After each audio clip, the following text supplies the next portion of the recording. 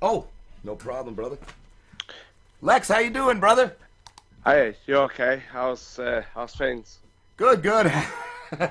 We just had a little feud going on with another show, and we just covered that. Oh, nice one. Are you on top? Are you winning? I think so. Yeah, I think Yeah, we have the upper absolutely. hand. Yeah. You should see the other party. Yeah. No, you shouldn't. Yeah, really. By the Give you looks of nightmares. it. Yeah. Now, are you a wrestler, Lex, or are you still training to be? I'm still trying to be a wrestler. I'm about two-thirds of the way through my training. Okay. How long does that take? Uh, it's entirely dependent on the individual, but around about give or take, around about 12 to 15 months, give or take. It just depends on the person. Wow. Yeah, it's pretty extensive. There's a lot of places where you can train and you could be done and dusted within like 6 months and be doing shows, but the vast majority of places that have credibility, they won't spit you out so soon. So yeah, a nice long time to get trained to get yourself out in that ring and onto shows. But it's worth it. Yeah. There's a reason behind it. Have you ever been injured doing it? Yeah, nothing, touch wood, nothing too serious. I've had a couple of bruised ribs, a slight tear in my right hamstring, and then just odd, bruises from the bumps and falls that we've took in training. So touch Mm. wood, nothing too serious. Just stuff that has just kept me out of the ring for a couple of weeks. Yeah. So yeah, it has its risks. How did you start, and what made you want to start? Well, kind of like my story to how I started wrestling's kind of different to the majority of people. I mean, it's kind of cliche for a lot of pro wrestlers that they started off as fans, and it's just something that I've always wanted to do, and that cliche is very true. Um, but initially I'm 20, I'm 27 Oh, wow. right now, so I'm starting wrestling a little bit less than most people. A little I later. mean, yeah, I mean it's not. I mean, it's fair, it's not too bad. I mean, Mm. 28. Could start earlier, but it's not too late. I mean, Yeah. there's people that start like in the early 30s, but 28 is not too bad. But initially, I initially started my training when I was like, I think I was around about 19 or 20, Hmm. believe it or not. And the first ever day that I turned up to training, I turned up with one of my friends who was a pro wrestler. And on the first day we turned up, and as soon as I walked in, the guy who was like the head trainer of the school was like, have you got any wrestling kit? And I was like, no, why would I have any wrestling kit, man? I'm like, I've never wrestled. This is like my first ever day to train, so why would I have any wrestling kit? It was like, great, great, great. Well, yeah, you're in the Royal Rumble at the next show. I was like, wow. Wow. He was like, yeah, Jeez. the Royal Rumble's like this coming Friday, so like less than a week away. Wow. Wow. I was like, okay. Jeez. So it came to that show. I did the Royal Rumble. I got my ass kicked out of the Royal Rumble fairly quickly. I never knew how to take a rope or go over the ropes, but I got chucked over whether I liked it or not, and then that was it. I was eliminated, like done and Wow. dusted, and I was like, right, cool. Um, so I carried on training with him for maybe 3 or 4 months, and I had a couple of matches on a couple of shows, but I was, like I said, undertrained. Didn't really know what I was doing. Didn't understand the psychology of a wrestling match and what I should be doing. And I Yeah. got hurt pretty bad. I got hurt like twice over. Um, on two separate occasions, and the first time I jobbed my back by taking a bump completely wrong. So like it was just a basic back bump. Most of your bumps you're on your back, and Yeah. I kind of like landed on my ass. So that jarred on my spine. I was like, wow, man, my ass is just like taking punishment here. Um, so that was the first time. And then the second time, I hurt myself. Uh, I was in a match where I was meant to go over and win the match. And to finish with the match, basically, I was going to get chucked out of the ring. But rather than me going completely out of the ring, I was going to do something called skinning the cat, where you stop yourself from going over completely. You hold onto the ropes and you kind of pull yourself, like do a pull up, and you kind of flip over the ropes and then back into the ring. Wow.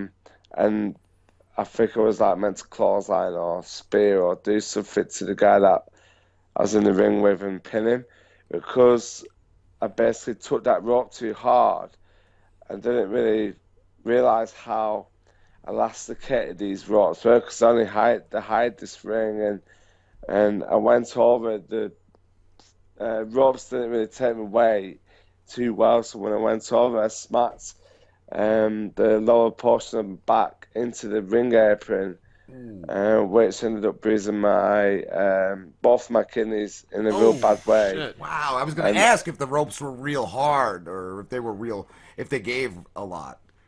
well, generally speaking, these ropes, like are quite stiff. I mean, Yeah. there's giving it, but like I think these ropes were just not tight enough. Okay. So Wow. so when I went over, like I said, instead of me just kind of going over and not like smashing my lower back into the apron, um, preferably if the ropes were tight enough, I would have just went over. Yeah, the ropes would have given a tiny bit, but my back would have never touched that apron. So after that, basically, I was like, it's just not for me. I'm having a Yeah. laugh, sort of thing, and just knocked on the head, and that was it. I got on and got in, carried on with my education, got a career, and left it. And it wasn't only Wow. until last, I think it was like last April, where I saw the advert for the academy that I'm training at, which is called Preston City Is it something like Wrestling. you couldn't you always thought about when you were doing the other job? Like you always like kind of still wanted to do it? Yeah, but like I kind of probably for about 5 years, so up until maybe the age of 25, like wrestling kind of just like slipped away in the back of my head. It was something that I was kind of like still interested in, but it, Yeah. like I'm a huge like soccer fan, so that kind of like consumed most of my life, just like Okay. being obsessed with that and playing that all the time and what have you. But it was just I don't know. I was watching some clips on YouTube and it just reignited my passion for this. And they always That's say, cool. if you truly dearly love something, it will Yeah. it will always be there. Yeah. And Follow your heart, man. Yup.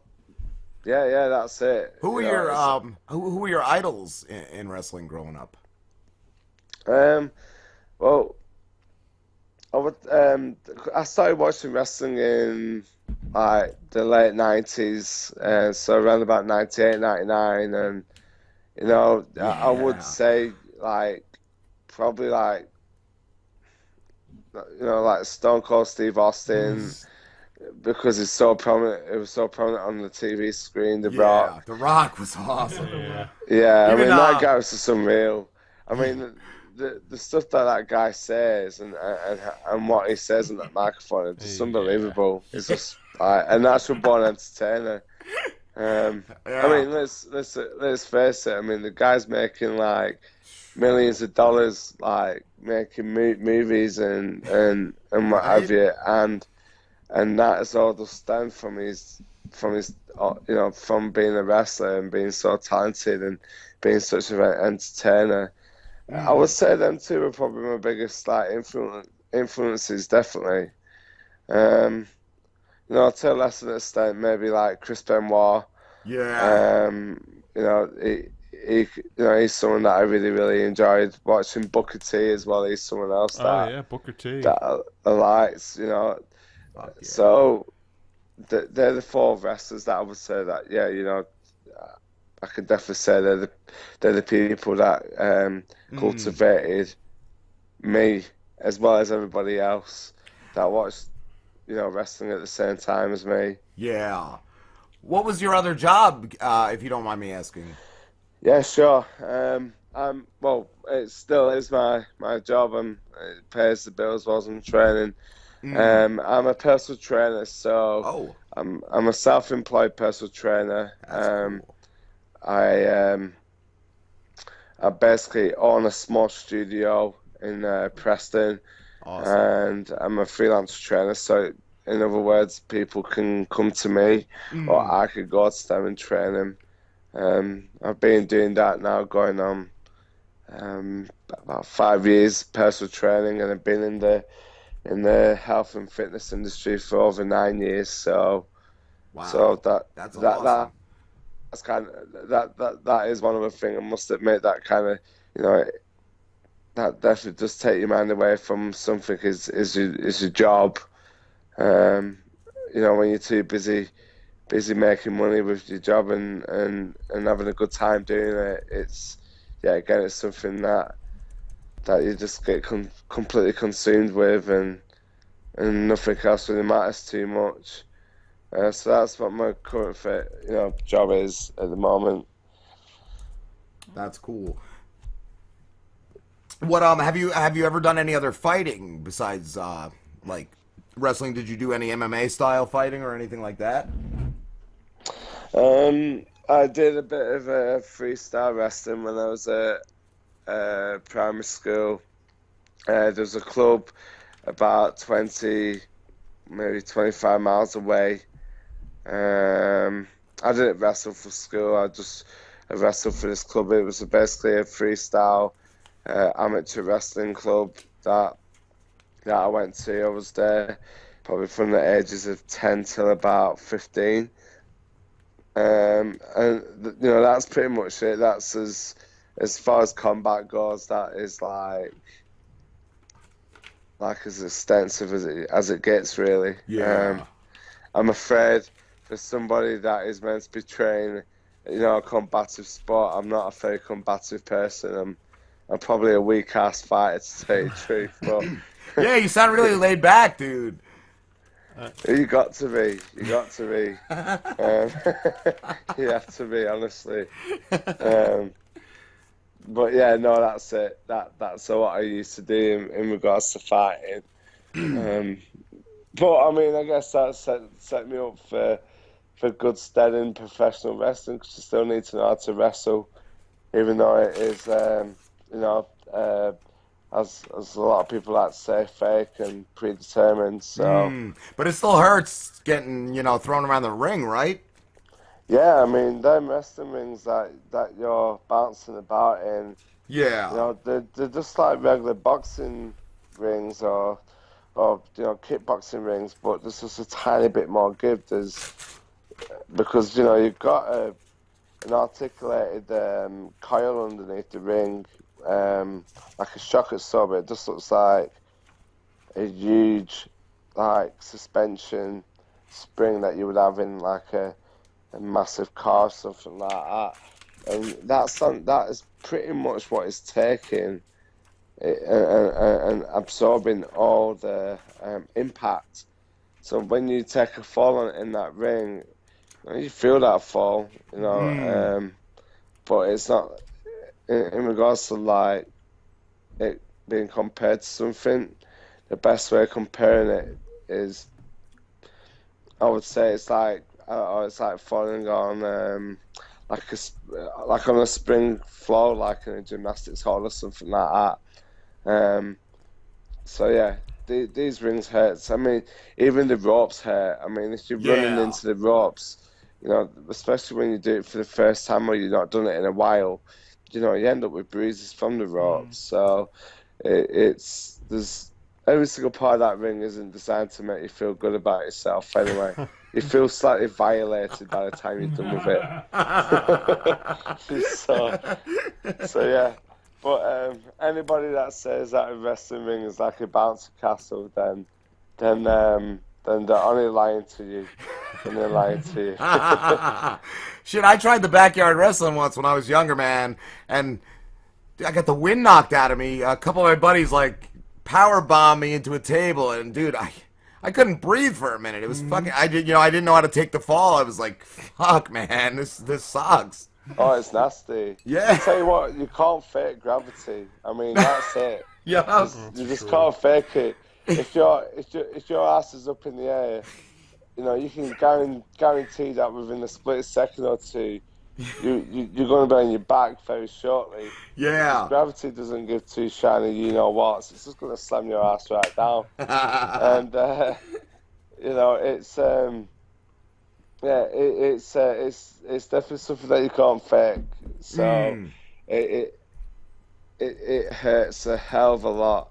And them backyard wrestling rings, like I've never done any backyard wrestling before, but one of my friends that I now train with, he comes from that background, and he said that the wrestling ring that he was doing his backyard wrestling in is like the sidewalk compared to the ring that we got. Yeah, we didn't even we just did it on the ground, dude. We built tables out of like plywood and shit, and there was no real ring that we used.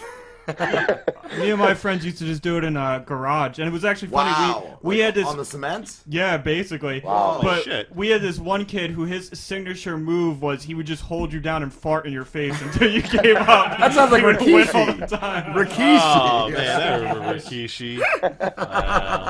Or Bastion Booger. Yeah, I always liked McFoley too, man, because he wasn't in shape. And he No. was like sick. You ever see the stuff he did in Japan where he was like bleeding and stuff everywhere? Like, I heard Dude's they a banned crazy fuck. Lex. I don't know if they do it over there, but I heard over here they don't bleed anymore. You can get like fined for that. Yeah, the bleeding's like very rare over here now. I Is mean, it? it does happen. Yeah. But I mean, it only happens like if it's really, really necessary. If you're I like think naturally.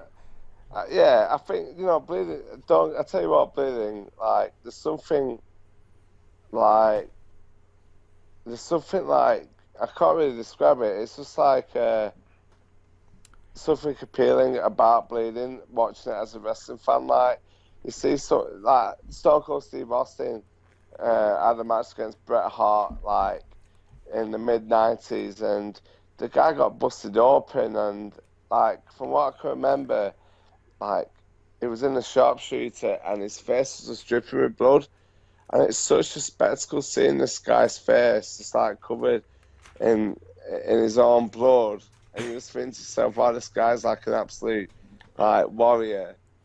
But then at the same time, look at all these old school wrestlers, and the forehead is shiny to folk because they've just bladed the shit out of the forehead, and it's like, was it really worth that? I mean, Yeah. Like when fucking Undertaker threw Mankind off the top of the steel cage. Oh, You that remember was that? epic! man. Yeah, That was one of the ridiculous. first things. Like that's when around when I got into it, and we watched that pay-per-view, Yeah. dude. Yeah, That was one of the most brutal things I think I ever saw. I was like, I never seen it. And my buddies were like, "You want to watch?" I was like, "Yeah." After that, I'm like, I gotta see this every week, dude. That was yeah.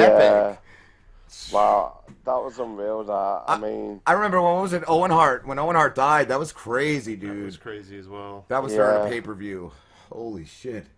there's so much tragedy in in wrestling. Mm. Like, so many people dying so young. I mean, Yeah. it is a shame, but Chris don't get me Benoit too. wrong. Oh my God, that was Yeah, tragic, dude. yeah, that's it. I mean, you know, I'm not, you know, I wouldn't condone anything that guy did. I mean, what he did was despicable, murdering Yeah. his son and his wife He was an in the amazing fashion that wrestler, though. He Yeah. was. that's it. Yeah, that's Yeah. it. And that ultimately that is the thing that you gotta, you know, as a wrestling fan and as a wrestler, you know, that guy was an unreal wrestler, but it's a shame on the circumstances that he turned out to be a Yeah. monster. I even loved Kurt Angle, and I heard he's a mess now. Like, just Yeah, from he's not only body, but like drugs, and he was an Olympic fucking gold Yeah. medalist, I think. Like, Yeah, it's like, wow, look how you fell, man. That's rough. yeah. There's a lot of them that a lot of like wrestlers and stuff because especially those that do it on a full-time basis, Mm. like a lot of them will work through injuries and they'll self-medicate themselves like with painkillers and sleep tablets and stuff. And you know, once they start relying on stuff like that, it's a really bad, Yeah. you know, bad position for them to be in. And yeah, Yeah. it's not good. It's a shame. It's a Mm. shame, and I can see how it happens. But I think nowadays, like, there's a lot, there's a lot more awareness around the lads and ladies that are wrestling now about their bodies and about, you know, looking after themselves a lot better. Um, Yeah. you know, the More more you could precautions. say they're starting to Yeah. be more, you know, treating the bodies how athletes would treat the bodies. You know, Yeah. they'll recover properly and you know work out properly and stretch and do all kinds of things just to make sure that they stay in one piece. Mm. I mean, even the WWE, for example, and TNA and Ring of Honor and places like that, they take concussion like so seriously because of what's happened with like the likes of Chris Benoit. I mean, Mm. that's an real example that I know of where they've kind of said, look, you know, we're not blaming concussions or anything like that directly on what he did, but Yeah. there's a chance, and there's been studies done that